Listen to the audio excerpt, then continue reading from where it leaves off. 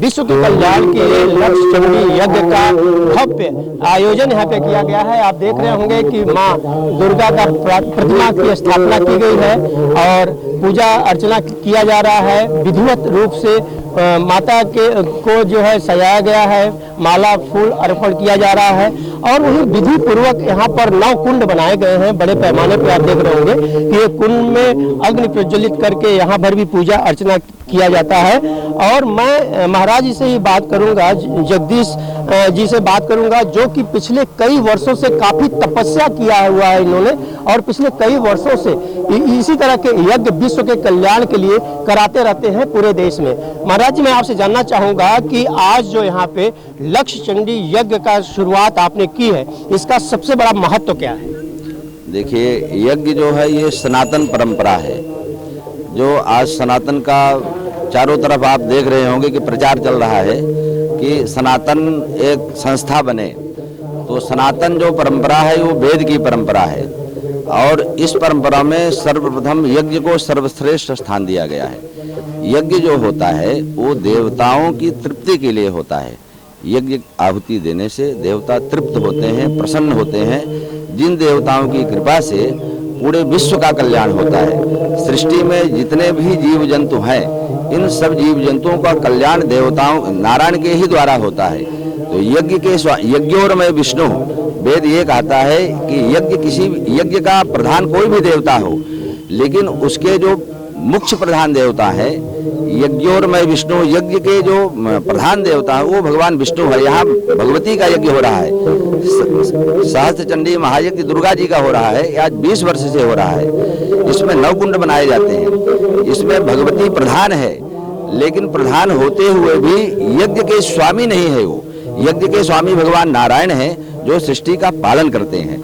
तो यज्ञ जो होता है संपूर्ण विश्व के कल्याण के लिए किया जाता है। 9 कुंड बनाए गए हैं, 9 कुंड के बारे में बताएं। तो 9 कुंड तो दुर्गा सप्तशती में जो दुर्गा सप्तशती पुस्तक है वो मार्कंडेय ऋषि के द्वारा रचित है।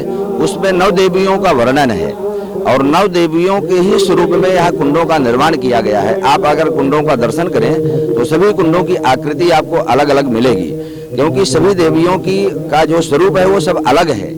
प्रथमम शैलपुत्रिया, द्वितीयम ब्रह्मचारिणी, तृतीयम चंद्रघंटे। आज तीसरा दिन है यज्ञ का, आज चंद्रघंटा का स्वरूप है। तो ये जो 9 कुंड बनाए गए हैं तो ये सब देवियों के ही स्वरूप के कुंड बनाए गए हैं। तो 9 कुंड में हवन करने से जो देवी है, दुर्गा है, जो शक्ति है, वो अति प्रसन्न होती है।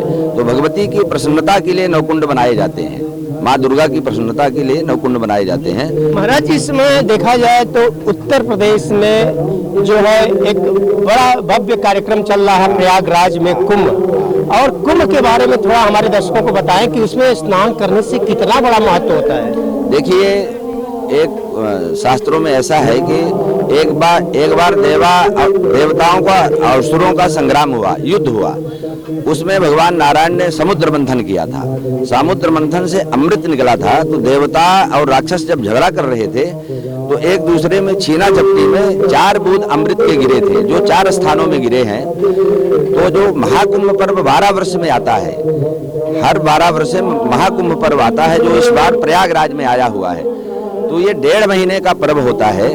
महाकुंभ का मतलब है कुंभ माने घड़ा होता है। उस अमृतमय घड़े से जो 4 बूंद गिरे थे वो 4 स्थानों में गिरे थे। हरिद्वार हो गया, प्रयाग हो गया, उज्जैन हो गया और अपना नासिक हो गया। इन चारों तीर्थों में हर 12 वर्ष में महाकुंभ लगता है। 144 साल के बाद महाकुंभ इस बार आया है। बड़े पैमाने पे देश से ही नहीं बल्कि विदेश से लोग वहाँ पे आ रहे हैं। लेकिन वहाँ पर जिस तरह से घटना हुई वो जानना चाहेंगे, क्या कहना चाहिए? उसका घटना का तो देखिए एक दुर्भाग्यपूर्ण घटना थी। ये हम सब के लिए एक दुर्भाग्य की बात इसलिए है कि जितने भी वहाँ गए थे बहुत श्रद्धा लेकर के गए थे। और दुर्घटना होने का मेन कारण यह है कि वहाँ जगह जितनी होनी चाहिए, जितनी संख्या में लोग वहाँ पहुँच गए, उस संख्या में भाई बम्बई की आबादी 2.5 करोड़ है, इतनी बड़ी बम्बई की, और वहाँ पे 7-8 करोड़ पब्लिक पहुँच गई। तो जगह कम होने की वजह से दुर्भाग्यपूर्ण घटना घट गई। इसके लिए हमें खेद है। और कुंभ का तो बहुत बड़ा महत्व है। तो वो अमृत प्राप्ति के लिए लोग वहाँ जाते हैं स्नान करने के लिए, हर कुंभ मेले में जाते हैं। तो आपने देखा महाराज जी ने बताया कि यहाँ पे जो 9 कुंड बनाए गए हैं इनके आकार अलग हैं, और आकार अलग होने का मेन कारण यह होता है कि माँ, अगर देवी दुर्गा माँ की जाए बात, तो 9 दुर्गे माँ हैं और उसी के अनुसार अलग अलग कुंड बनाए गए हैं और उसी के अनुसार इसमें हवन किए जाते हैं। आज तीसरा दिन बताया जा रहा है और तीसरे दिन यहाँ पर आप देख रहे होंगे कि बड़े पैमाने पे जो ब्राह्मण हैं वो बैठ करके माला जाप कर रहे हैं। बहुत सारे ब्राह्मण हैं दुर्गा सप्तशती का पाठ कर रहे हैं और यहाँ पर आप देख रहे हैं कि पूजा पाठ जो है किया जा रहा है, मंत्रोच्चारण किया जा रहा है। तो इससे आप समझ सकते हैं कि ये देश के लिए ही नहीं बल्कि विश्व कल्याण के लिए इस यज्ञ का एक अलग महत्व है। और इस प्रकार के यज्ञ अगर हर लोग देश में कराते रहें तो देश का कल्याण होगा। ऑन टीवी न्यूज के लिए कैमरामैन बाला के साथ हरीश तिवारी।